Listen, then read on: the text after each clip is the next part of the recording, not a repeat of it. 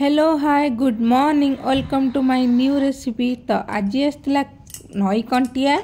तो कंटिया दिल्ली रे टिके मिलवा कष्ट तथा भाईना आनी तो ताको मु भल भाव धोई धाई दे हल्दी लुण दे सोरिष तेल भल भाव कड़ा कर भाजी नेली।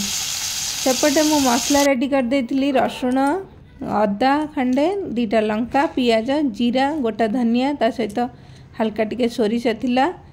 तो ताकू पेस्ट कला पर से कड़े रे आमे देदेले तेजपत्र आउ गरम मसला जीरा गोटा लंका किसी पियाज देदेले। तो ताकू भल भाव हो सारा पर आमर एपटे मसला रेडी कर देथिली ताकू देदेली।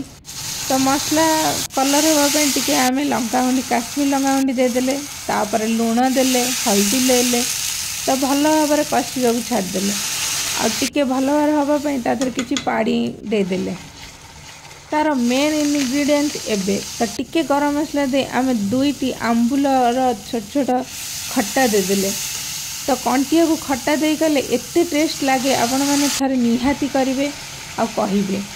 तो मसला को भल भाव कषा छाड़देवे।